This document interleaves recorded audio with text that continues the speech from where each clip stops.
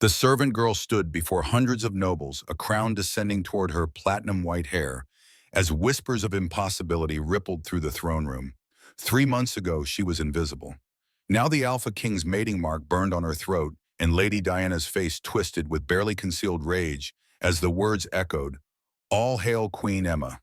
But how does a Virgin Omega in her first desperate heat go from scrubbing floors to wearing a crown? And how does the most powerful alpha in the Northwestern Territories find his destined mate hiding in plain sight 4 years? Emma Parker kept her head down as she moved silently along the back wall of the Great Hall.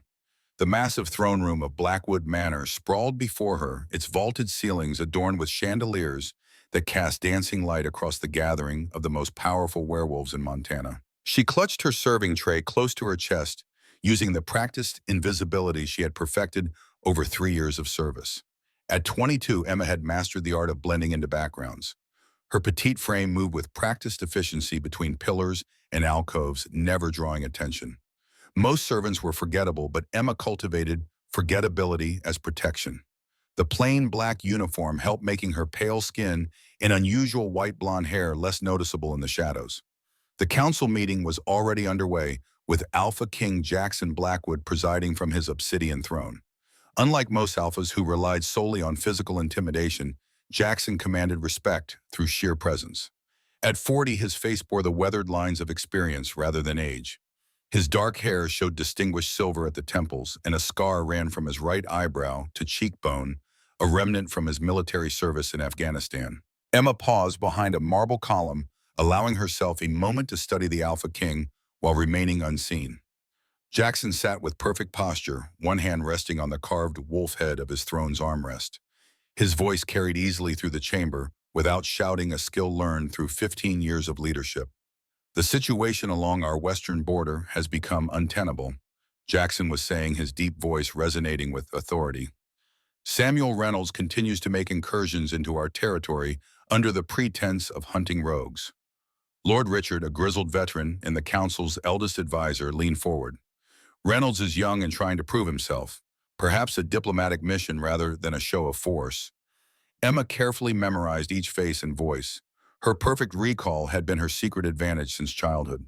Where other servants saw only the wealthy and powerful, Emma saw patterns of behavior, alliances formed through subtle nods, enemies revealed through clenched jaws.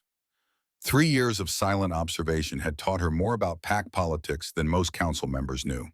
The council continued debating border security while Emma circulated with water and wine, invisible as always. She approached Lady Diana's chair, the elegant widow of a once powerful alpha. At 45, Diana remained strikingly beautiful, her calculating eyes constantly assessing potential advantages. She barely acknowledged Emma's presence as her glass was refilled. Emma was returning to her position by the wall when it happened. A sudden, searing heat bloomed low in her belly. Not the comfortable warmth of a fireplace, but liquid fire that spread through her veins and made her knees weak. She pressed her hand against the cold marble column, trying to steady herself and understand what was happening to her body. She was 22 years old, an Omega who had never experienced heat before and had genuinely believed she never would. Most Omegas had their first heat in their late teens. Emma's absence of heats had been the only blessing in her otherwise cursed existence. It meant she could move through the pack without drawing unwanted attention from alphas. It meant she was safe, or as safe as an Omega servant could be. But now, standing in the throne room while Alpha King Jackson addressed his council about border disputes, Emma felt that safety crumbling. The heat was building, becoming more intense with each passing second, and worse, much worse, she could smell him. Jackson Blackwood's scent filled her lungs. Cedar and thunderstorms, and something darkly masculine that made her Omega nature sit up and beg. The room felt too hot, too small, and Emma realized with dawning horror that her scent was changing. Omegas in heat produce pheromones that were impossible for alphas to ignore, and she was in a room filled with them. She needed to leave, needed to get somewhere private before anyone noticed. But when she tried to move, another wave of heat crashed through her body, so intense that she had to bite her lip to keep from making a sound. Her vision blurred slightly, and she felt moisture gathering between her thighs, her body preparing itself for something she had no experience with and no desire to experience in the middle of the throne room. The meeting was still going on, but Emma couldn't focus on the words. All she could focus on was the need building inside her, the desperate ache that demanded to be filled, and the terrifying realization that her pheromones were getting stronger. She saw one of the alphas on the council pause mid-sentence, his nose lifting slightly as he caught her scent. Then another, then three more. Panic clawed at Emma's chest. She had to leave now before things got worse, before every alpha in the room turned to look at her. She pushed away from the pillar and moved toward the servant's door, trying to walk normally despite the weakness in her legs and the liquid heat pooling low in her belly. She almost made it. Then Alpha King Jackson's voice cut through the room like a blade.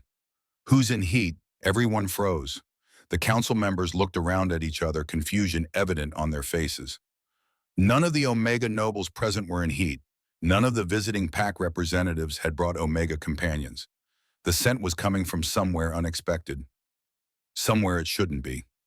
Emma kept walking, hoping if she could just reach the door, she could disappear into the servant quarters before anyone identified her as the source.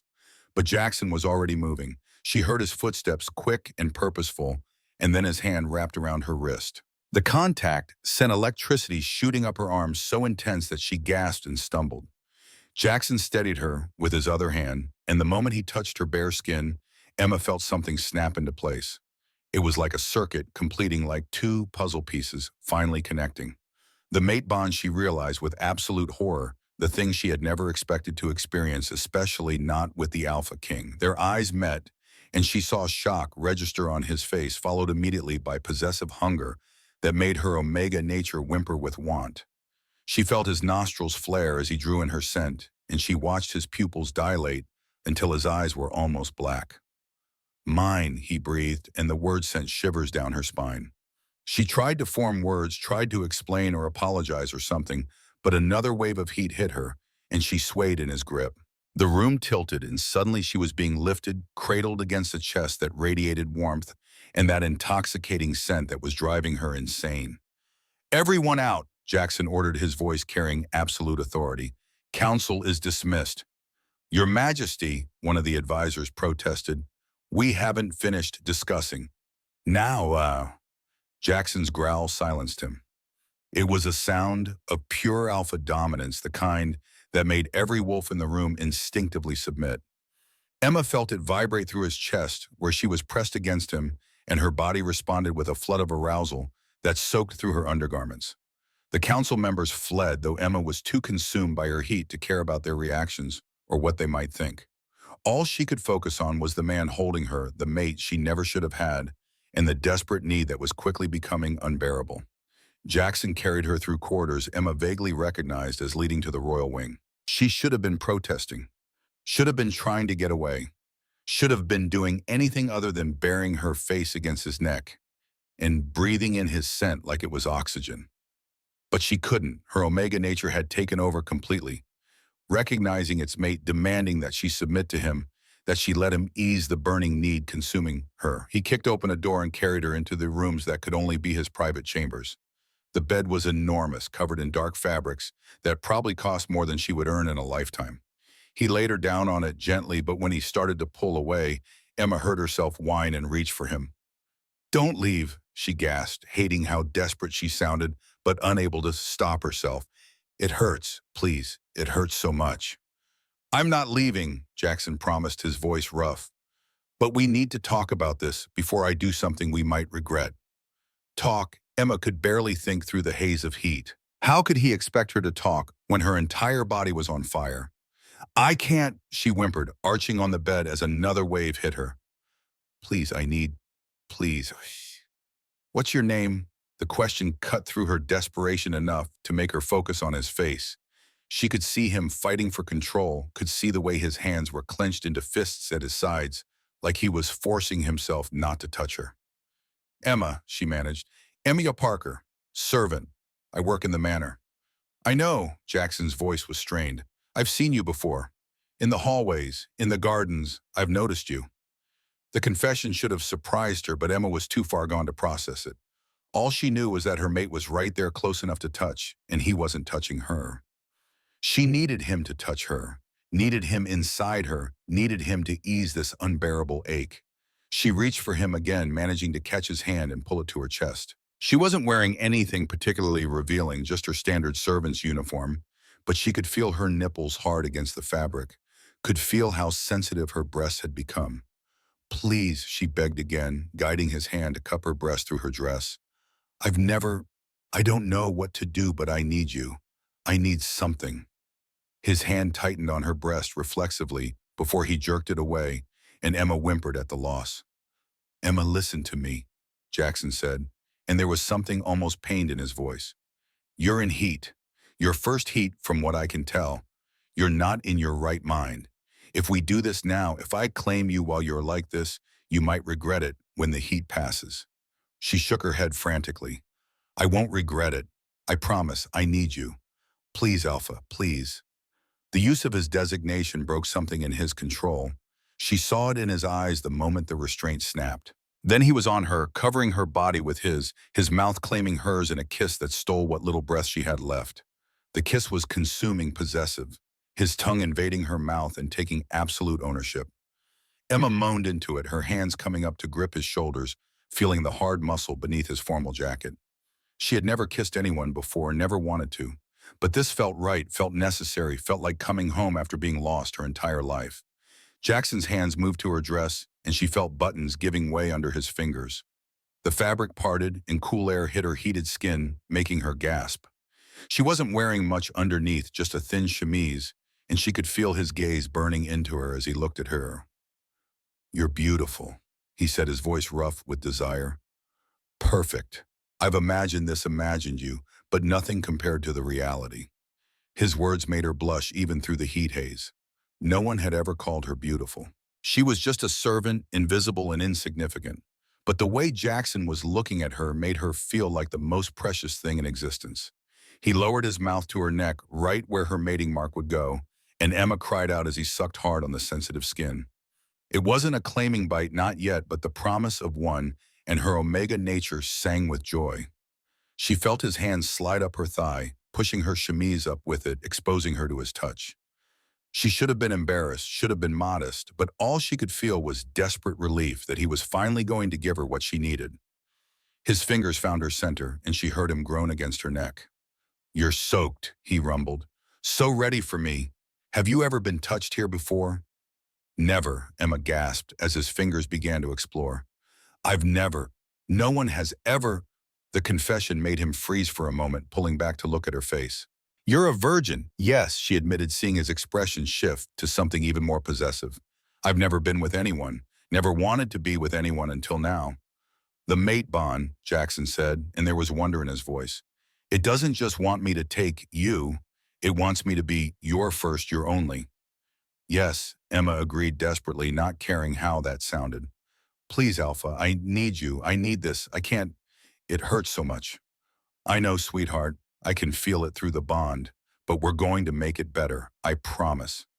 His fingers moved again, one sliding inside her carefully while his thumb found the bundle of nerves that made her see stars. Emma arched off the bed with a cry, her hands fisting in the sheets as pleasure crashed through her. It wasn't enough, wasn't what her body was truly craving, but it was something.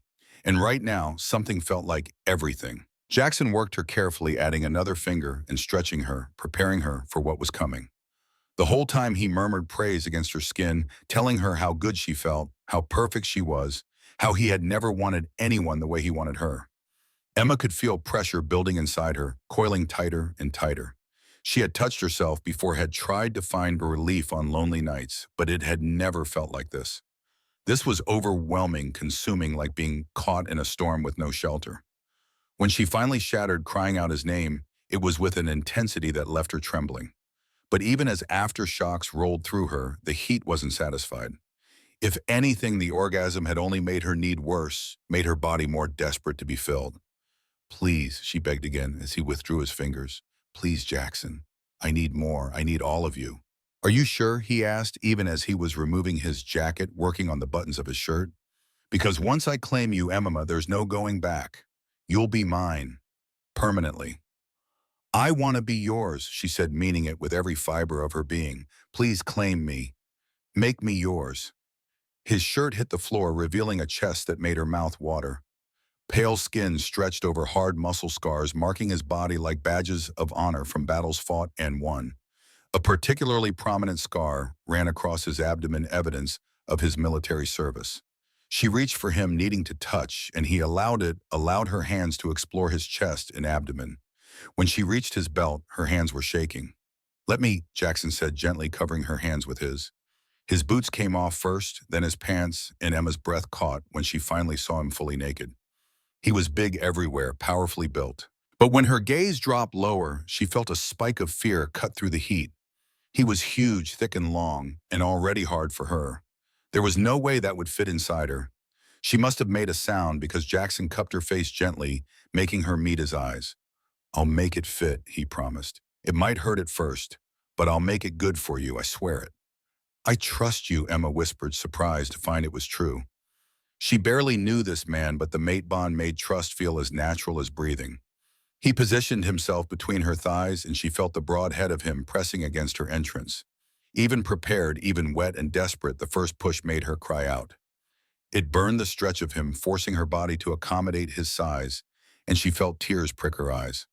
Jackson paused immediately, his body trembling with the effort of holding still. "Breathe," he commanded gently.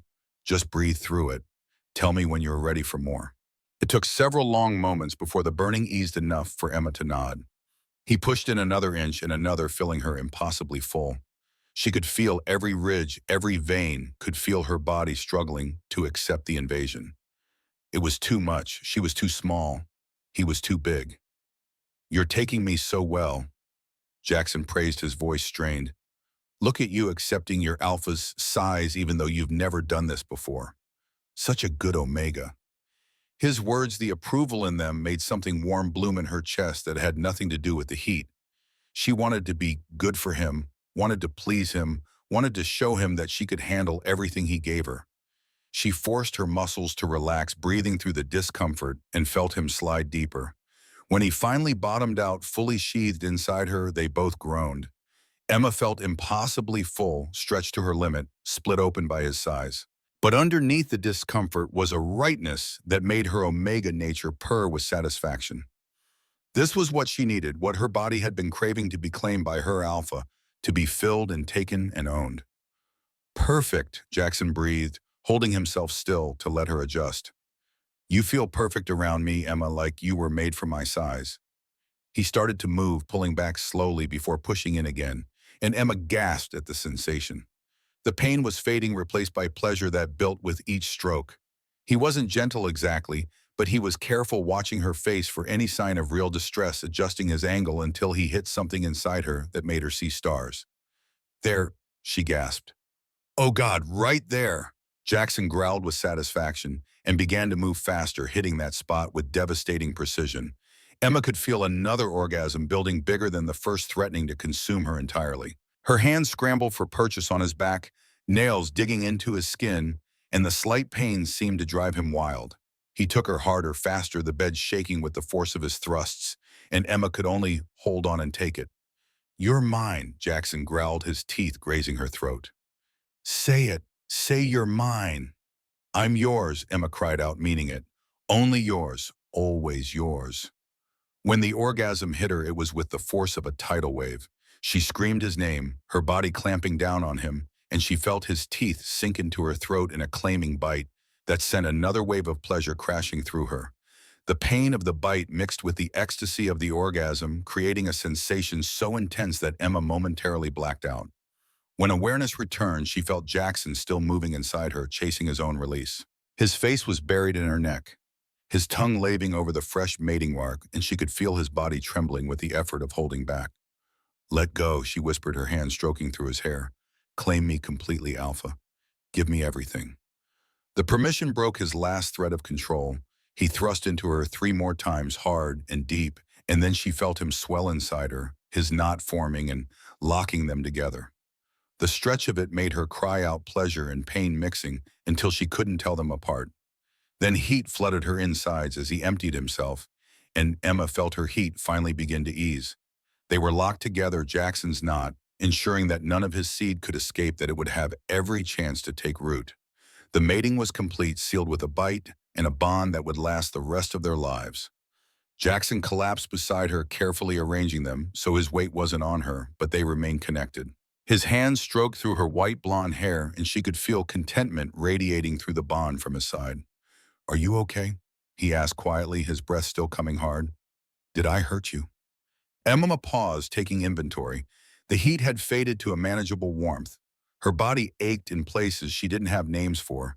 She could feel his knot still stretching, her impossibly wide, could feel the throb of him inside her. And somehow, impossibly, she was okay. Better than okay. "I'm good," she admitted. "I'm really good. Good enough to talk about what happens next, because Emma, we've just made it. You're going to be my queen." The reality of that hit her like cold water. In the throes of heat and the mate bond, she hadn't thought beyond the immediate need. But Jackson was right. She had just become the mate of the Alpha King. The entire kingdom would know, would have expectations, would have opinions about a servant, Omega, rising to become their Luna. "I don't know how to be queen," she whispered, fear creeping in. "I don't know anything about politics or diplomacy or running a kingdom. I'm just a servant." "You were just a servant," Jackson corrected gently. "Now you're my mate and my equal. And you don't have to know everything right away. We'll figure it out together." She wanted to believe him, wanted to trust that somehow this would work, but the magnitude of what had just happened was starting to sink in, and she felt overwhelmed. "What about your council? They're not going to accept me."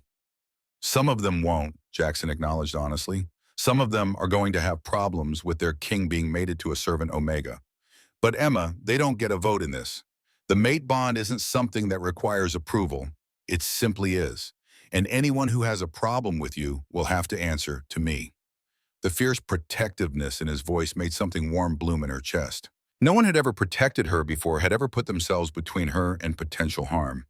"You really don't care that I'm a servant, that I have no status or connections or anything to offer." "I care that you're mine," Jackson said simply. "Everything else is details we can work through." She wanted to argue, to point out all the reasons this was impossible, but his knot was still locked inside her, and the bond was humming with contentment. For now, for this moment, she allowed herself to believe that maybe, just maybe, this could work. "How long will the heat last?" she asked instead. "Usually first heats last several days." Jackson's hand stroked down her side, especially one that's been suppressed for as long as yours was. "We're going to be spending a lot of time in this bed, Emma." The thought should have been frightening, but instead she felt anticipation curl in her belly. Several days alone with her mate, learning his body, learning what made him lose control. The heat wasn't gone, just manageable, and she could already feel it building again. When his knot finally went down, when he could move on again, he was going to take her again and again, however many times it took to satisfy the heat. "I'm going to split you open over and over," Jackson murmured against her ear, as if reading her thoughts. "Going to fill you so full, you can't imagine being empty. Going to make you scream my name until everyone in the manor knows exactly who you belong to." "Promise," Emma breathed, surprising herself with her boldness. "I promise," he growled, and she felt him twitch inside her, already starting to harden again despite having just finished. "And by the time your heat is over, you're going to be so thoroughly claimed that no one will ever question your place at my side." 3 days later, Emma woke tangled in sheets that smelled of sex, and her mate, her body deliciously sore and finally cool. The heat had broken sometime during the night, leaving her clear-headed for the first time since that moment in the throne room. Jackson was still asleep beside her, one arm thrown possessively across her waist, even in sleep. Looking at him in the morning light, Emma couldn't quite believe this was her life now. She was mated to the Alpha King. She was going to be queen. Everything she had known about herself and her place in the world had changed. The mating mark on her throat throbbed with a pleasant ache, and when she touched it, she felt Jackson stir beside her. His eyes opened immediately, finding hers, and she saw the relief in his expression. "The heat broke," he said. "It wasn't a question." "How are you feeling?" "Overwhelmed," Emma admitted honestly. "Sore, confused, but also happy, I think." "I know we need to talk," Jackson said, pushing himself up to sit. "About what happens next, about how we're going to handle the council and the court and all the political complications. But first I need you to know something." She waited, her heart hammering, afraid of what he might say now that they were both thinking clearly. "I wanted you before the heat," Jackson said quietly. "I've noticed you for months, Emma. The way you move through the manor like you're trying to disappear. The way you're kind to the other servants. The way you tend the gardens when you think no one is watching. I wanted you. And then the mate bond formed, and everything became about satisfying the heat.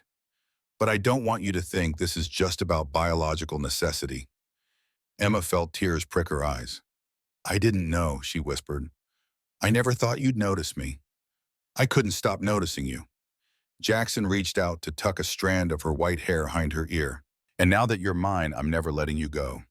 He cupped her face gently. I know this is going to be hard. I know people are going to question you and judge you and make you feel like you don't belong. But Emma, you do belong here with me, and I'm going to make sure everyone knows it. She believed him. Against all logic and reason, she believed him. The mate bond hummed with certainty between them, stronger now that it had been sealed properly. Whatever challenges were coming, whatever obstacles they would have to face, they would face them together. I'm scared, she admitted, but I want this. I want you. Then that's all that matters, Jackson said, pulling her close. Everything else we'll figure out as we go. The kiss was soft, gentle, nothing like the desperate claiming of the heat. This was a promise, a commitment, a choice they were both making with clear minds. But before they could deepen the kiss, Jackson pulled back, a troubled expression crossing his face. There's something else you should know, he said, his voice suddenly serious. Something about you, about who you really are. Emma felt a chill run down her spine. What do you mean? Jackson hesitated, then rose from the bed and walked to an ornate desk in the corner of the room. He unlocked a drawer and withdrew a worn envelope yellowed with age. This was given to me 5 years ago, he said as he returned to the bed, by a woman who made me promise to protect her daughter. Emma stared at the envelope, her heart racing. My mother. Jackson nodded grimly. Your mother didn't die in an accident, Emma. She was assassinated. She gave me this letter the day before she died, like she knew what was coming.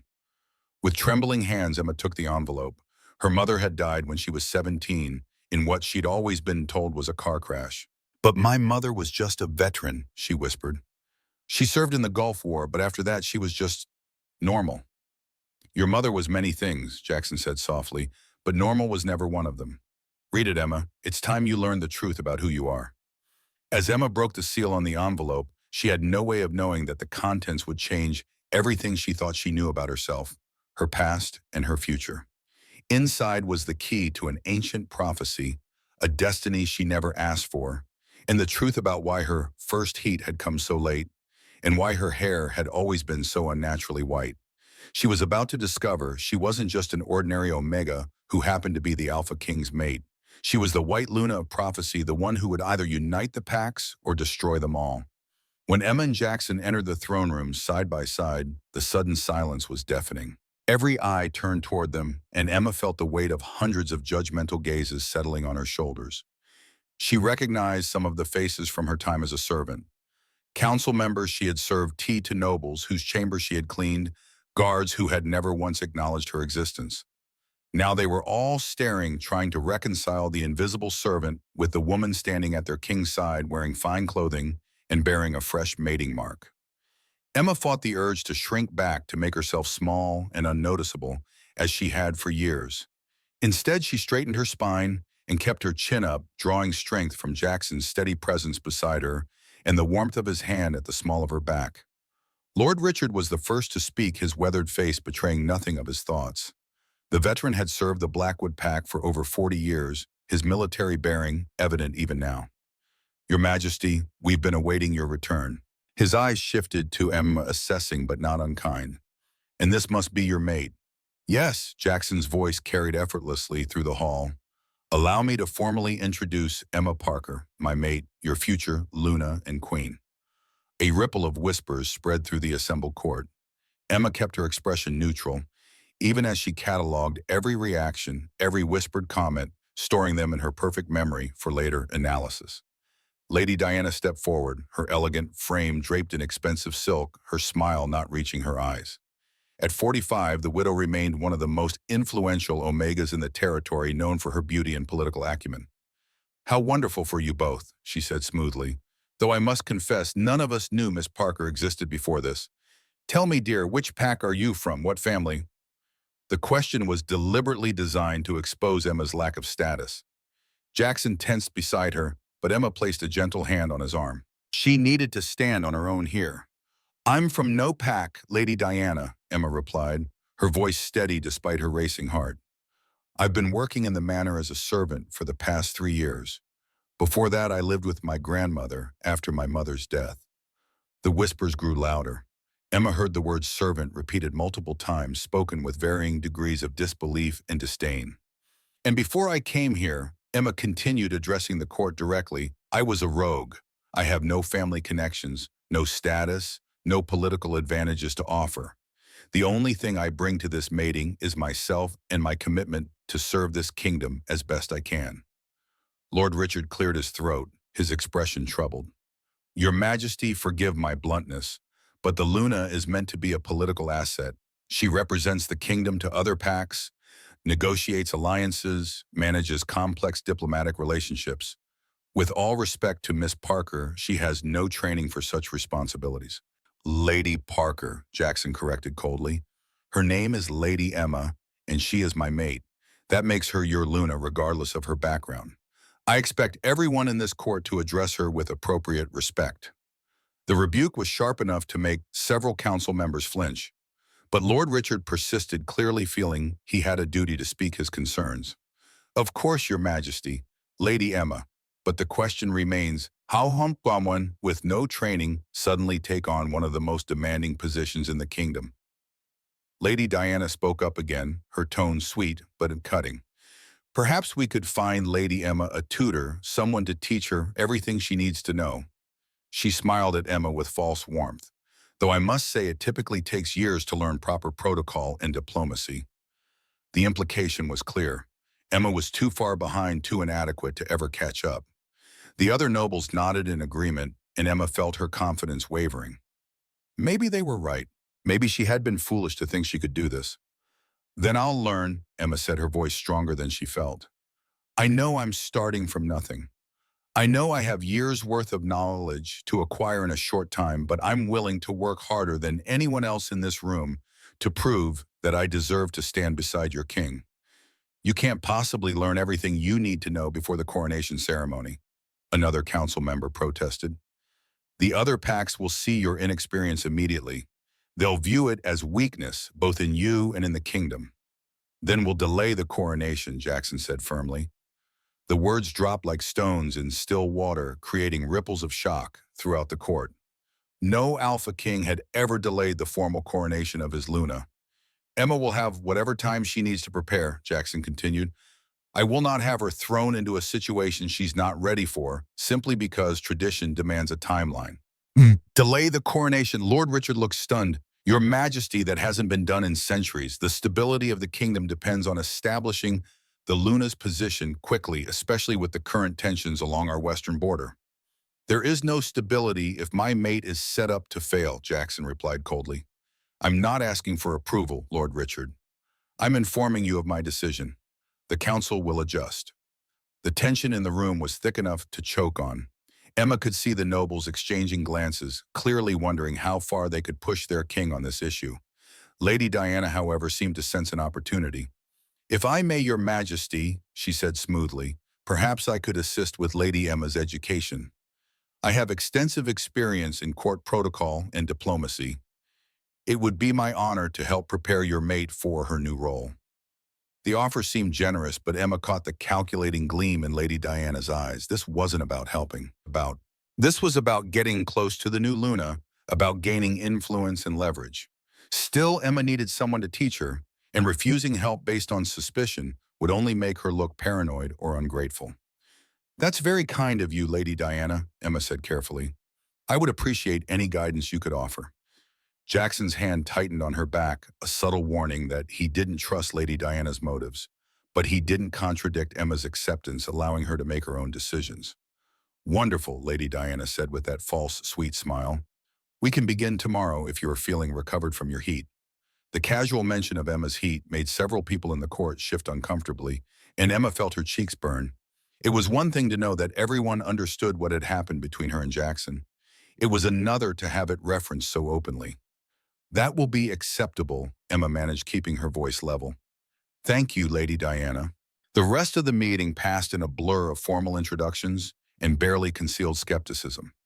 By the time Jackson finally dismissed the court, Emma felt exhausted from maintaining her composure under constant scrutiny. The moment they were back in Jackson's private chambers, Emma collapsed onto a chair and buried her face in her hands. That was worse than I imagined.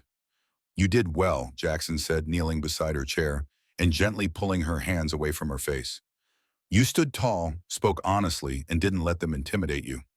I was proud of you. I felt like a fraud, Emma admitted, standing there pretending I belong when everyone knows I don't. You belong because you're my mate, Jackson said firmly. The rest is just details we'll work through. But Emma, I need you to be careful with Lady Diana. She's not offering to help out of kindness. I know, Emma said tiredly. I could see it in her eyes, but I need someone to teach me, Jackson. And she's the only one who offered. What else am I supposed to do? I can find you other tutors, people I trust. You don't need to learn from someone who's looking for ways to use you. And how would that look to the court? Emma asked.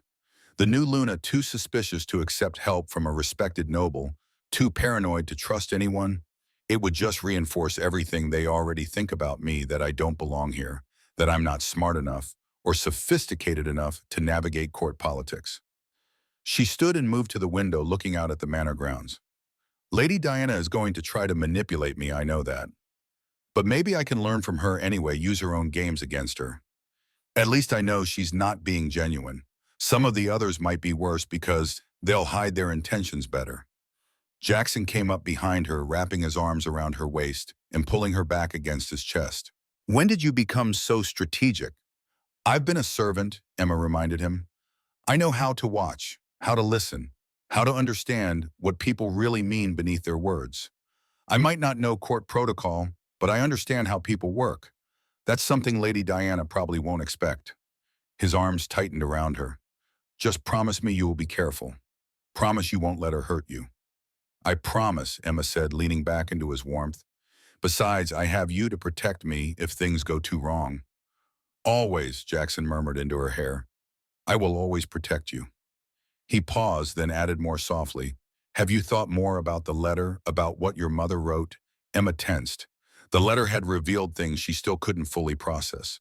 According to her mother, the Parker women descended from an ancient line of Omegas with special abilities that had been hidden for generations to protect them from those who would exploit or destroy them. The white hair that Emma had always tried to hide was a marker of her heritage, a sign of the White Luna prophecy. I still don't believe it, she whispered. How could I be part of some ancient prophecy? I'm nobody. You're not nobody, Jackson said firmly, and the timing is too perfect to be coincidence. Your first heat arriving exactly when you were in my presence, the mate bond, forming instantly the white hair you have had since birth. The prophecy speaks of an Omega with hair like moonlight who would mate with the Alpha King and bring either great peace or terrible destruction to the Pax. That's exactly why I'm terrified, Emma admitted.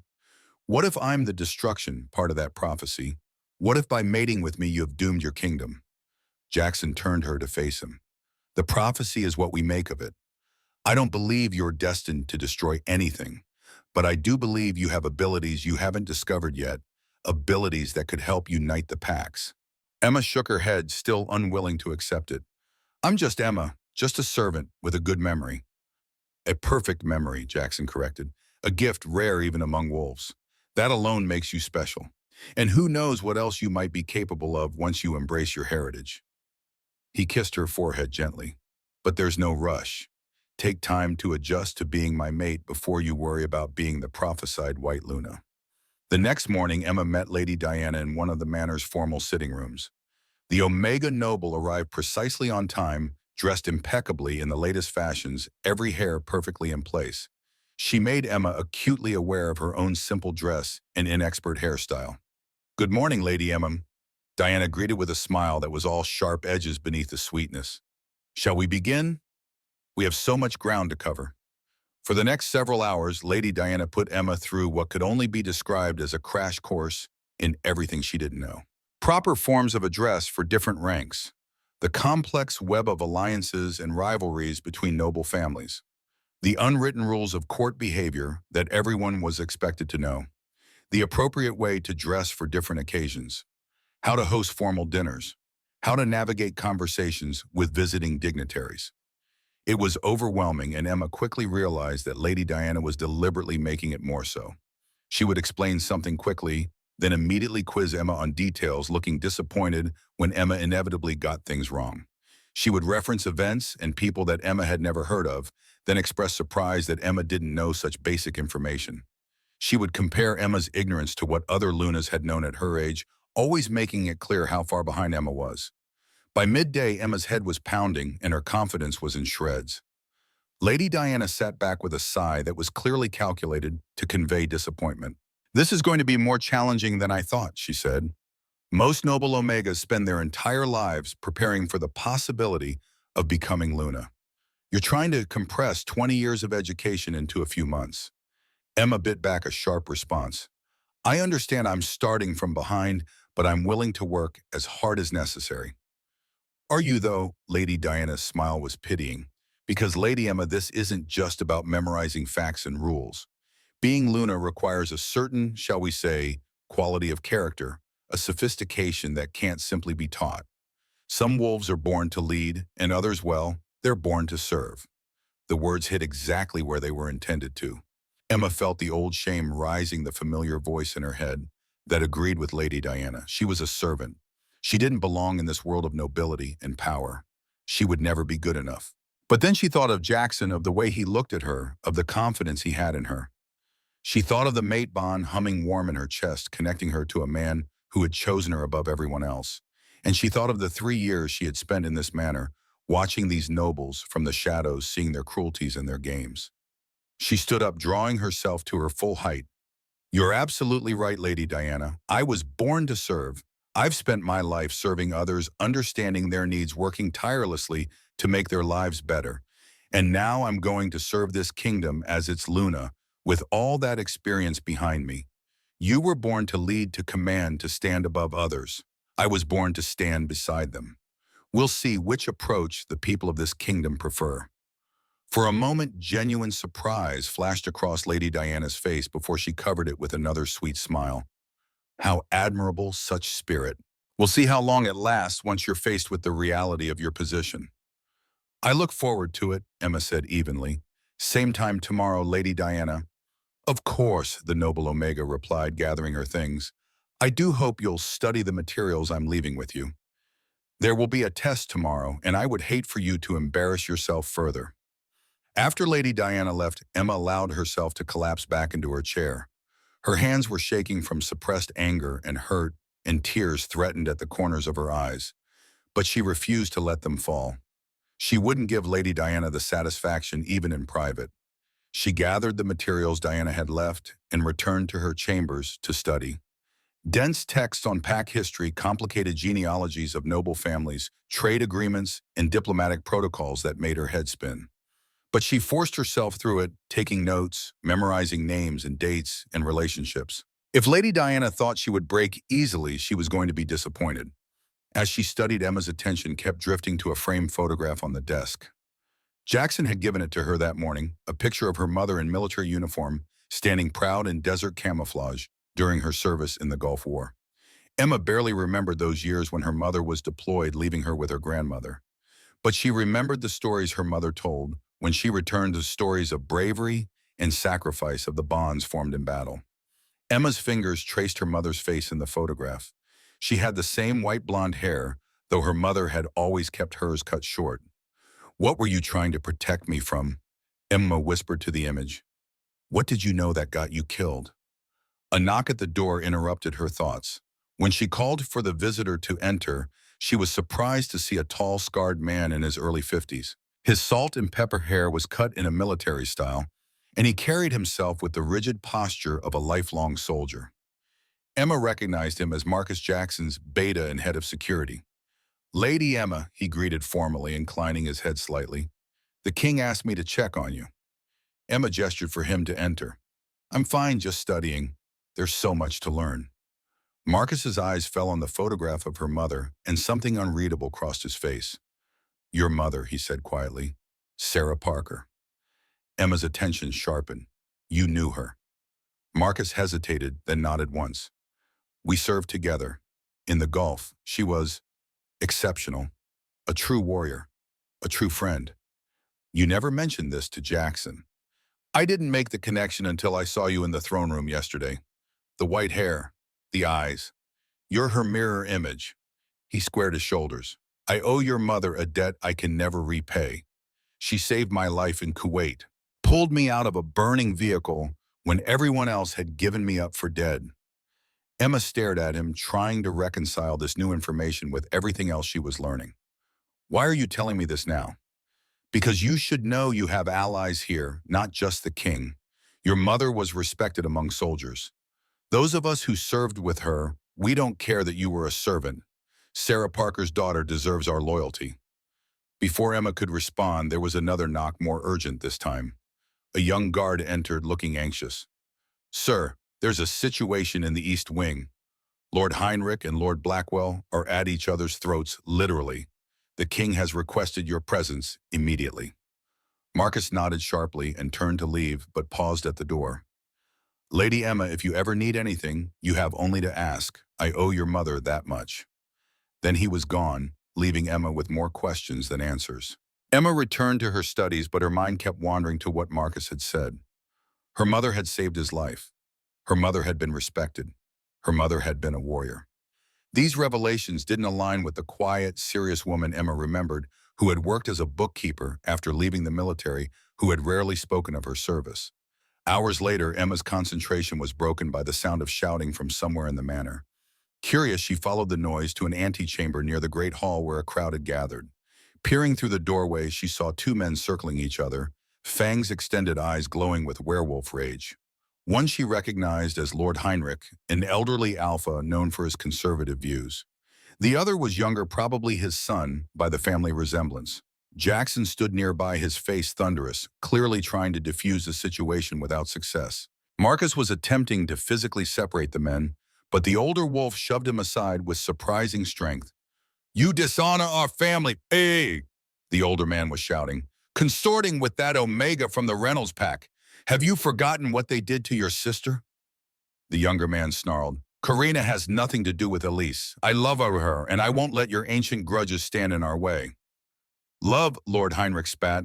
You know nothing of love, only lust. That Reynolds bitch has bewitched you, turned you against your own blood. The younger Heinrich lunged, and in an instant both men transformed, partially claws extended, ready to draw blood. Jackson moved to intervene, but before he could reach them, Emma found herself stepping into the room, driven by an instinct she didn't understand.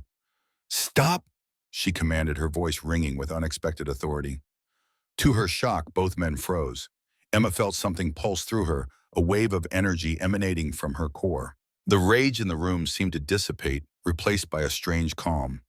Lord Heinrich and his son blinked, their features returning to human-looking, confused by their own sudden docility. Jackson stared at Emma with undisguised wonder. Marcus's eyes widened in recognition, as if he'd seen this before.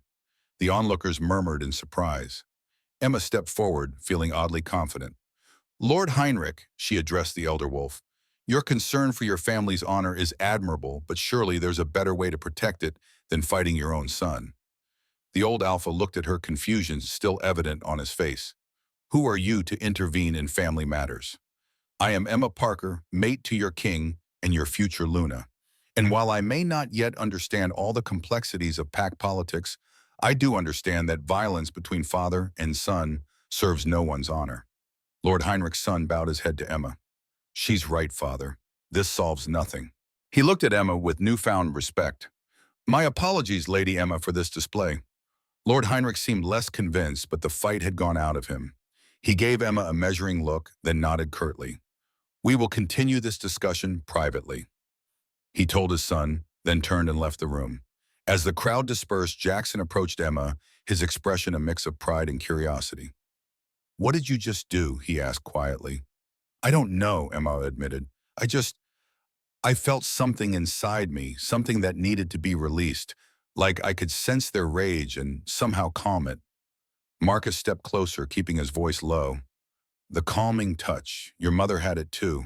It's one of the gifts of the White Luna lineage, the ability to soothe alpha rage, to bring peace where there is conflict. Emma shook her head, unwilling to accept the implications. No, that's impossible. I just spoke firmly, that's all. But even as she denied it, she knew something extraordinary had happened. She had felt the power flow through her, had seen the immediate effect on the two raging alphas. If this was real, if this was only one of the abilities her mother's letter had hinted at, then what else might she be capable of? The incident spread through the manor like wildfire. By evening, everyone had heard how the new Luna had stopped a vicious fight with just a word, how she had commanded the respect of one of the most traditional alphas in the pack. Some whispered it was witchcraft. Others called it the natural authority of a true Luna. A few, the oldest members of the pack, exchanged knowing glances and whispered about prophecies long forgotten. That night, as Emma prepared for bed, there was a soft knock at her chamber door. She opened it to find a young maid, barely 16, clutching a small wooden box. "For you, my lady," the girl whispered, pressing the box into Emma's hands. "From Lady Diana's chambers." Before Emma could question her, the girl hurried away. Emma brought the box to her desk and opened it carefully, half expecting some kind of trap. Inside was a yellowed photograph and a folded note. The photograph showed two young women in their 20s, arms around each other, smiling at the camera. With a shock, Emma recognized her mother. The woman beside her, young and beautiful, was unmistakably Lady Diana. The note was brief. "We weren't always enemies. Ask me about the lunar eclipse of 991. Not everything is as it seems. Be careful who you trust, even those closest to you." Emma stared at the photograph, trying to make sense of it. Her mother and Lady Diana had been friends. What had happened to turn Diana against her mother, and now against Emma? And what was the warning about trusting those closest to her meant to imply? She was still contemplating these questions when Jackson returned from his evening council meeting. His face was troubled as he entered their chambers. "What's wrong?" Emma asked quickly, hiding the photograph and note. "News from the western border," Jackson said, loosening his tie. "Samuel Reynolds is massing forces ostensibly for a training exercise, but our scouts report it looks more like preparation for an incursion. The young alpha you mentioned before, the one making trouble." Jackson nodded grimly. "He's been challenging my authority since he took over his father's position last year. Young, ambitious, with something to prove. Exactly the kind of leader who might see a change in Luna as a sign of weakness." "Is there going to be a conflict?" "I hope not. I've arranged for a diplomatic meeting. His representatives will arrive in 3 days to discuss border issues." Jackson ran a hand through his hair, a rare gesture of frustration. "It's not ideal timing with everything else that's happening, but we can't afford to ignore the threat." Emma hesitated, then made a decision. "I want to be there at the diplomatic meeting." Jackson looked at her in surprise. "Emma, you've barely begun your training. These negotiations will be complex and potentially volatile. All the more reason I should attend. I need to learn, and what better way than by observing? Besides, if I truly am what my mother claimed I am, perhaps my presence could help keep tempers calm." Jackson studied her face, seeing her determination. "You're not ready." "I'll never be ready if I'm kept isolated from real pack business," Emma countered. "Jackson, I need to do this. I need to start becoming the Luna. This pack needs not just studying theory with Lady Diana." He was silent for a long moment, then nodded reluctantly. "You can attend, as an observer only, but at the first sign of trouble, you'll leave the room." "Understood." "Understood," Emma agreed, relief flooding through her. This would be her first real test, her first chance to prove herself in a diplomatic setting. She couldn't fail. That night, Emma dreamed of her mother. They stood in a forest clearing under a blood-red moon, and her mother's eyes glowed with an ethereal light. "The day of the red moon approaches," her mother said, her voice echoing strangely. "You must be prepared. Your gifts are awakening, but so are the ancient dangers. Trust your instincts, Emma. Trust the bond. But most of all, watch for the one who smiles while holding a knife." Emma awoke with a case, the dream still vivid in her mind. Beside her, Jackson stirred. "What is it?" he murmured sleepily. "Just a dream," Emma whispered, though she knew it was more than that. Her mother's warning echoed in her mind, and she found herself looking at Jackson, wondering if she truly knew the man she had mated, wondering if the bond between them was strong enough to withstand whatever was coming. The day of the red moon was approaching, whatever that meant, and Emma had the terrible feeling that she was running out of time to learn what she needed to know, to discover the abilities that might save not just herself, but everyone she was coming to care about in her new life. As she lay back down, Jackson pulled her close, his arm protective around her waist. The mate bond hummed between them, strong and reassuring. For now, at least, this felt real. This felt true. Whatever challenges lay ahead, they would face them together. But as Emma drifted back to sleep, she couldn't shake the image from her dream, her mother standing beneath a blood-red moon, warning of danger from someone close to her heart, someone who smiled while holding a knife. The day the Western delegation arrived dawned crisp and clear, the Montana sky stretching endless blue above Blackwood territory. Emma stood at the window of the master chambers, watching the procession of black SUVs wind up the long drive. Her stomach knotted with anxiety, but years of masking emotions as a servant had taught her to keep her face composed. Lord Richard had sought her out yesterday, his weathered face serious as he shared insights about pack politics that Lady Diana had conveniently omitted from her lessons.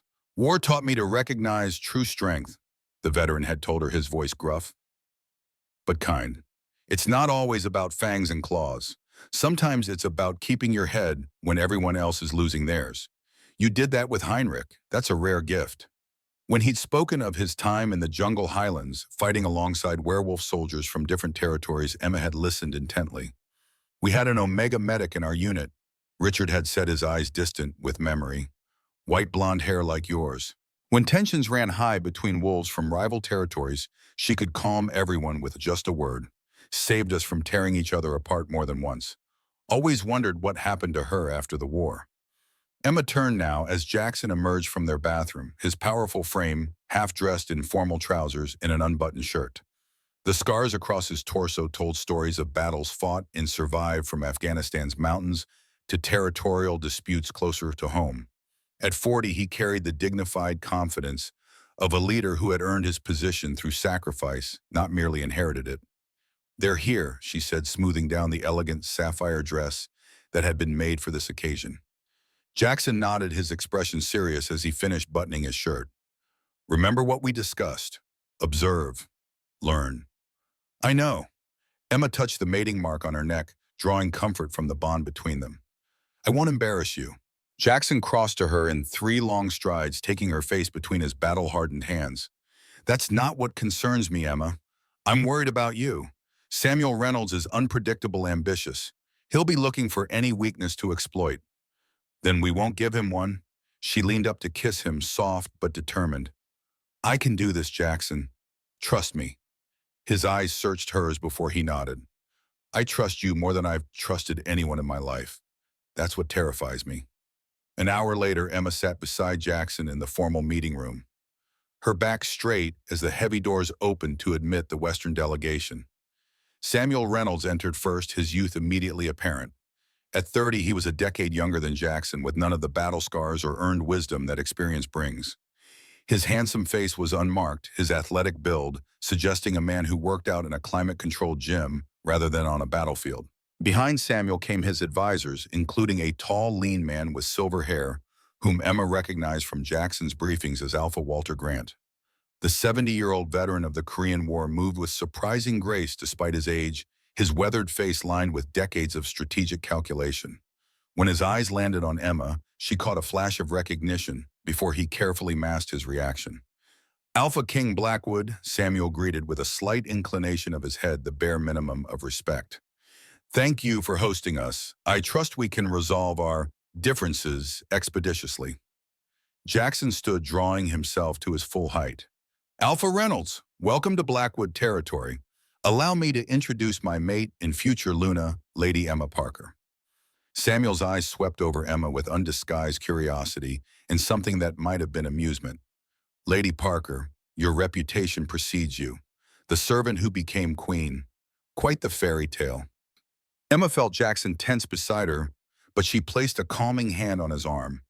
"Fairy tales often contain wisdom beneath their unlikely narratives, Alpha Reynolds. I look forward to writing this one with actions that benefit both our packs." Samuel's eyebrows rose slightly at her composed response. Walter Grant stepped forward, his eyes fixed on Emma. "Lady Parker, an honor to meet you. I knew many Parkers in my day. Good people, strong blood." The emphasis he placed on strong blood sent a chill down Emma's spine. How much did he know the delegations took their seats and the negotiations began? Emma remained silent, absorbing everything with her perfect memory.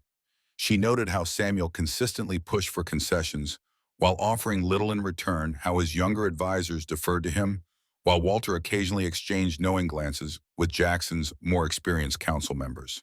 As the morning wore on, tensions mounted. Samuel's demands became more aggressive, his tone confrontational. Through the mate bond, Emma could feel Jackson's anger building a slow-burning fire that threatened to erupt. "This arrangement is unacceptable," Samuel said, leaning forward aggressively. "Your patrols come within 2 miles of our settlement at Eagle Ridge. My people feel threatened." "Those patrols have maintained that route for 20 years, Jackson responded evenly. "Long before you became Alpha. They've never once encroached on Reynolds' territory." Samuel's eyes flashed gold, his wolf rising. "Are you calling me a liar, Blackwood?" The room temperature seemed to drop. Jackson's own eyes took on an amber glow. Emma could sense the situation spiraling toward confrontation. Without conscious thought, she found herself reaching for that strange energy she had felt during the Heinrich dispute. She placed her hand on the table, and a gentle warmth spread from her palm. "Perhaps there's a compromise to be found," she suggested, her voice carrying an authority she didn't consciously summon. "A jointly monitored buffer zone, perhaps, an area where both packs agree to maintain transparency about their movements." To her surprise, the golden glow faded from Samuel's eyes. He blinked, seeming momentarily confused by his own de-escalation. Walter Grant watched Emma with new intensity, a knowing look in his aged eyes. "A buffer zone," Samuel repeated, his tone more measured. "That might be worth discussing." Emma caught a flicker of movement from the corner of her eye. Lady Diana had entered the room silently and was standing against the back wall, observing with an unreadable expression. Their eyes met briefly, and Diana gave her a slight nod, almost approving. The negotiations continued more productively after that. By lunchtime, they had reached tentative agreements on several points of contention. As the meeting adjourned for a meal, Walter Grant maneuvered to walk beside Emma. "You have her gift," he said quietly, his voice pitched for her ears alone. "The calming touch. I haven't seen it in decades, not since your grandmother." Emma nearly stumbled. "You knew my grandmother." Walter nodded, his eyes distant. "Evelyn Parker, a remarkable woman. We served together in Korea. She could walk into a room of raging alphas and bring peace with a word." His gaze sharpened. "But that's not the only gift of the White Luna lineage. Have the others manifested yet?" Before Emma could respond, Lady Diana appeared at her side. "Alpha Grant, how lovely to see you after all these years. I believe the king requires Lady Emma's presence. Would you excuse us?" Walter bowed slightly, his expression guarded. "Of course, Lady Diana. We'll continue our conversation another time, Lady Parker." As he walked away, Emma turned to Diana. "You know him? Walter Grant has been a fixture in pack politics for longer than you've been alive," Diana replied smoothly. "And he's not as trustworthy as he appears." "Like you were friends with my mother before her death," Emma countered, deciding to confront her directly. "I saw the photograph, Diana. You two were close once. What happened?" Diana's expression flickered with something complex: pain, regret, and perhaps anger. "The past is complicated, Emma. Yes, Sarah and I were friends once, until choices were made that couldn't be unmade." "What choices?" Diana glanced toward the dining room where Jackson was watching them with concern. "This isn't the time or place. Your maid is waiting, and we have a diplomatic crisis to manage. We'll discuss Sarah another time." Emma wanted to press for more, but rejoined Jackson, who immediately drew her close, his hand warm against her back. "What did Grant want?" he asked quietly as they entered the dining room. "He knew my grandmother in Korea, said she had the same ability to calm alpha rage." Emma hesitated, then added, "Jackson, I think he knows about the White Luna prophecy." Jackson's expression turned grave. "That complicates things. Walter Grant has been playing the long game for decades. If he believes you're the prophesied White Luna, he'll have his own agenda for you. Can we trust him?" "I don't know. His loyalty has always been to the balance of power, not to any one pack." Jackson guided her to their seats. "Stay close to me this afternoon. Something doesn't feel right." The luncheon proceeded with superficial cordiality. Emma found herself seated across from a striking female wolf and introduced as Elise Reynolds, Samuel's sister and his pack's strategist. The woman regarded Emma with unconcealed curiosity. "So it's true," Elise said when the general conversation provided them a moment of privacy. "The servant girl who tamed the mighty Alpha King. You must have quite extraordinary talents." The innuendo was clear, but Emma refused to rise to the bait. "My only talent is seeing people for who they truly are, not what titles they hold. A useful skill in pack politics, wouldn't you agree?" Elise smiled, genuinely amused. "Oh, I like you. You're not what I expected at all." She leaned forward slightly. "Tell me, have they told you yet what happens during a lunar eclipse? What it means for someone with your particular heritage?" Emma felt cold wash through her veins. "I don't know what you mean. Don't you?" Elise's gaze dropped deliberately to Emma's white blonde hair. "The blood moon is coming, Lady Parker. 3 nights from now. I wonder if your mate has prepared you for what that means." Before Emma could respond, Samuel called his sister's name sharply from across the table, drawing her into another conversation. Emma glanced at Jackson, but he was deep in discussion with Walter Grant. The reference to the blood moon echoed her dreams so precisely that Emma felt disoriented. The afternoon negotiations were tenser than the morning session.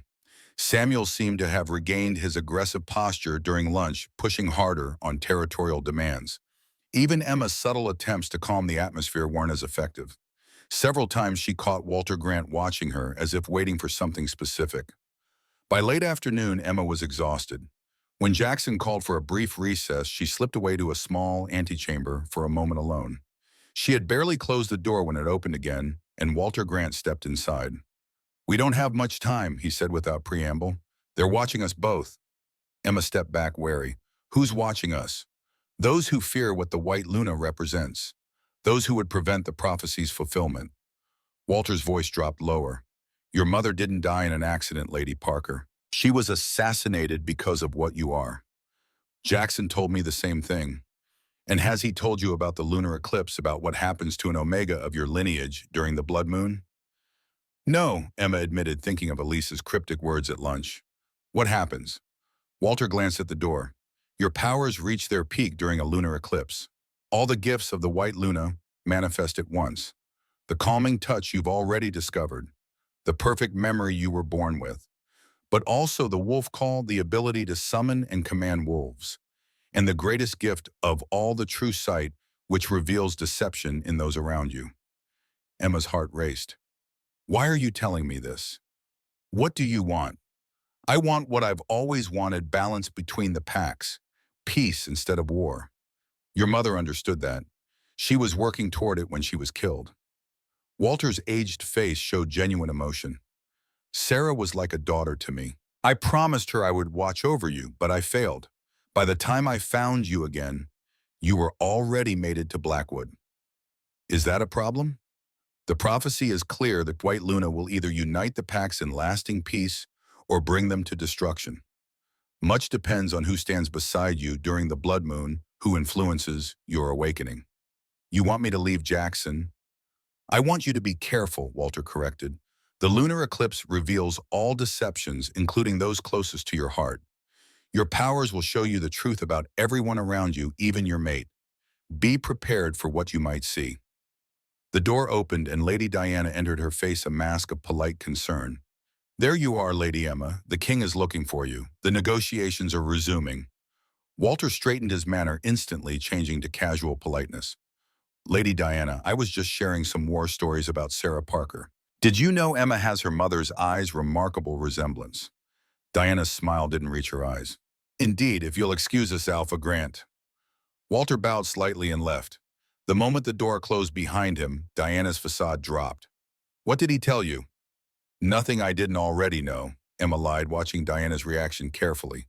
"He's dangerous, Emma. He has his own agenda, and it doesn't align with Blackwood interests." "And your agenda does." Diana's laugh was sharp. "I am many things, but at least I'm loyal to this territory. Walter Grant plays all sides, always has." "The way you and my mother were played against each other," Emma challenged. Diana went very still. "What has he told you about Sarah and me?" "Nothing, but I'm starting to piece it together myself." Emma stepped closer. "You were friends. Something happened to turn you against each other, and now you're trying to undermine her daughter. Why? For a moment, genuine pain flashed across Diana's face. We don't have time for this now. But Emma, whatever you think you know about your mother, question it. Sarah wasn't the saint you believe her to be. And the White Luna prophecy isn't the blessing you've been told. She left before Emma could respond. Emma took a moment to compose herself before returning to the meeting room. Jackson looked relieved when she entered, immediately extending his hand to her.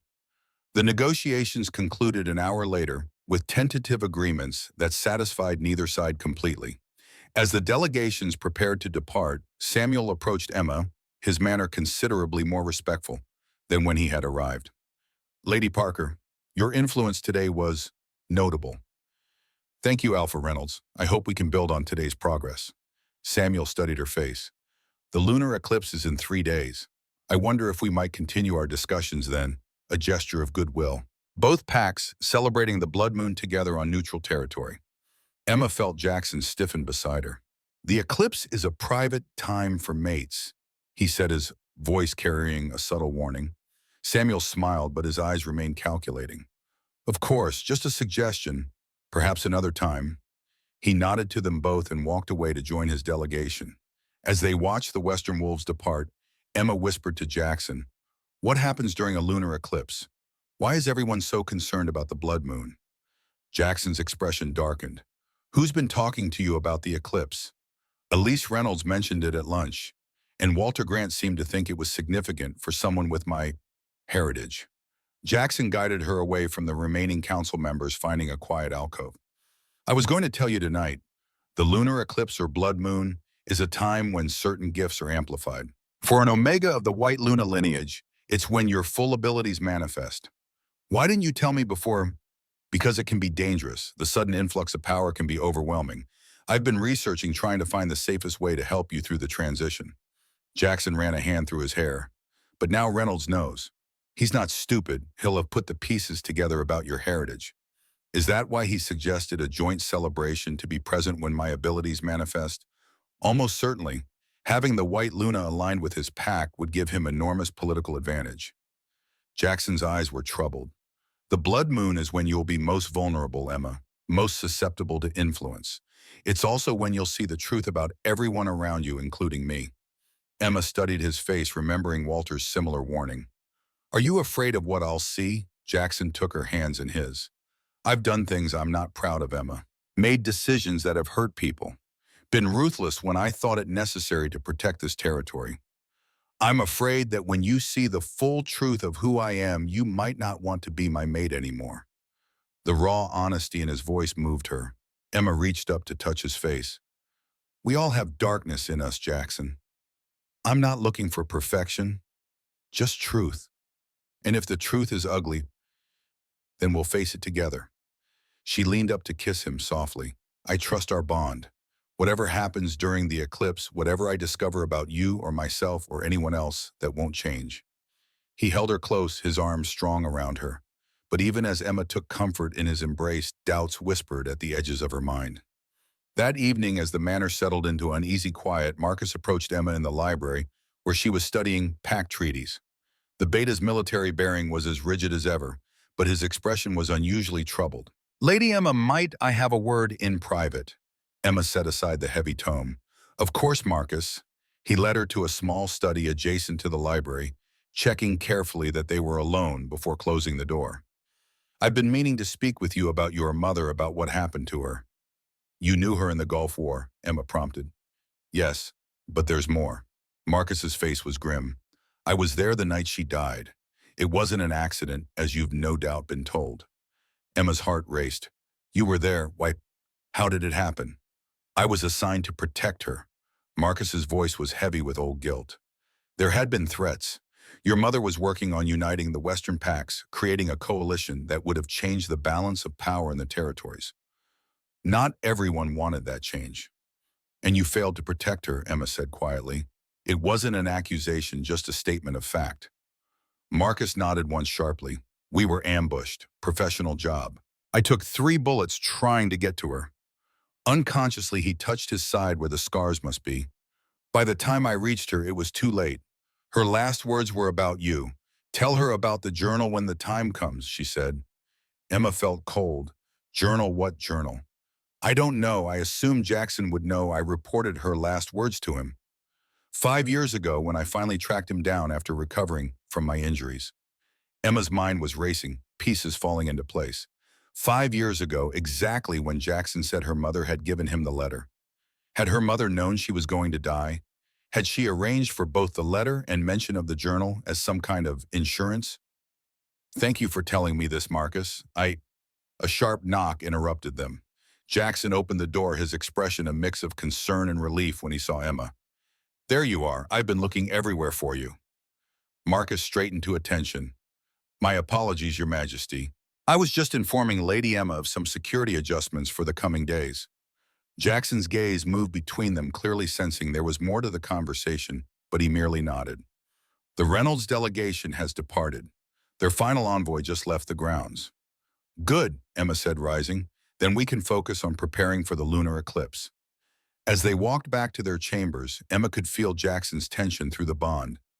What were you and Marcus really discussing? He asked once they were alone. Emma met his gaze directly. He was telling me about the night my mother died, that he was there, that she mentioned a journal with her dying breath. Jackson went very still. I see. Why didn't you tell me that part? You mentioned the letter she gave you, but not her final words about a journal. Because I never found it. Jackson's voice was tight. I searched for years. Your mother had many secrets, Emma. The journal was just one of them. And if I told you, I might know where it is. His eyes widened slightly. Do you, maybe.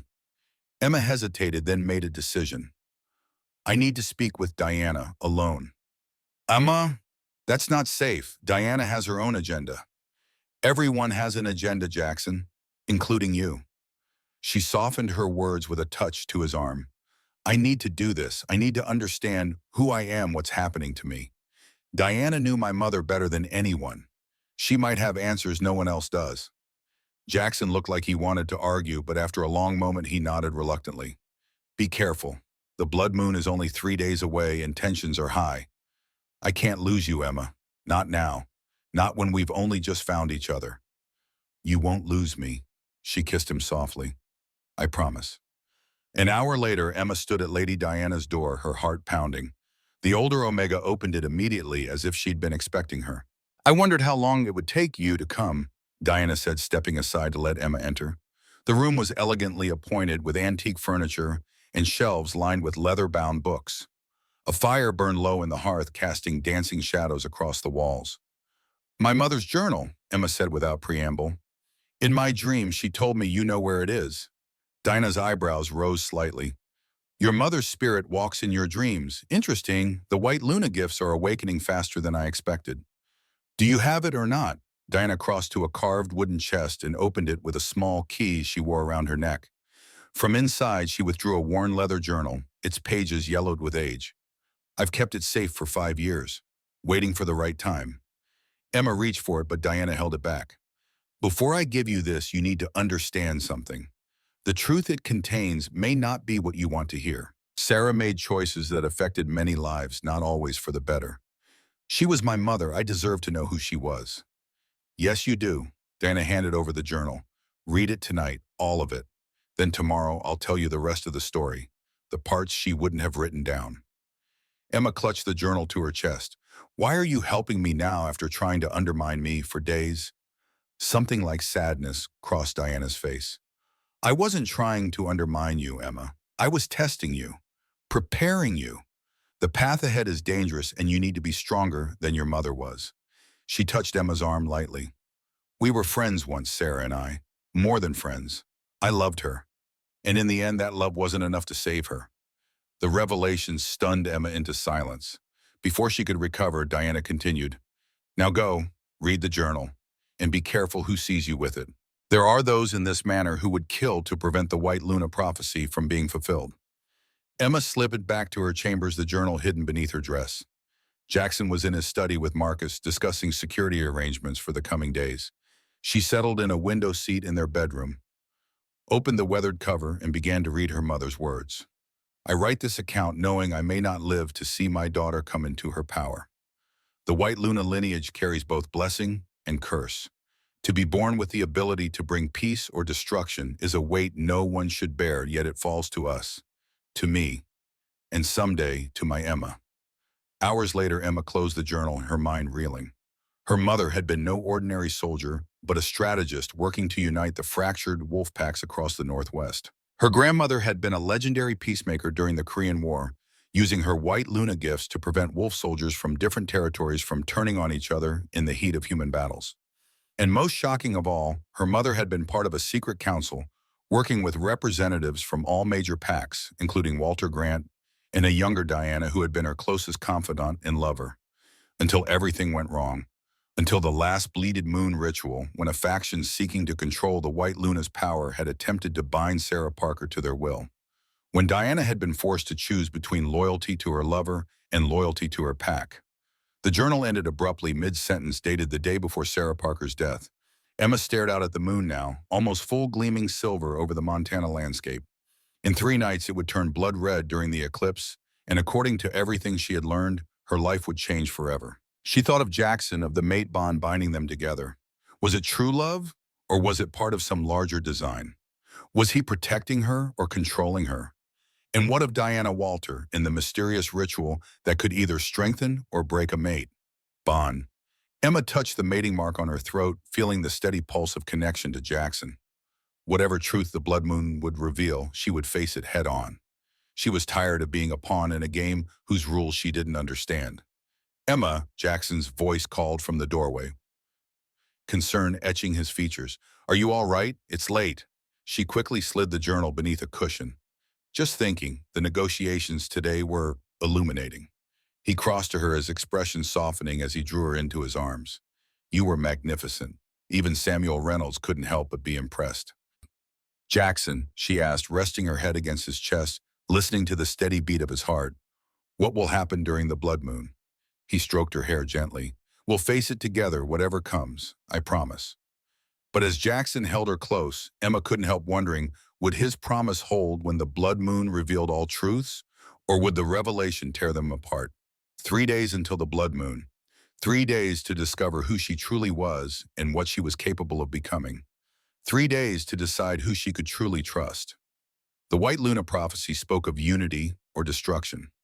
As she drifted towards sleep in Jackson's arms, Emma felt the weight of that prophecy settling over her like a mantle. Unity or destruction. And somehow, impossibly, the choice would be hers to make.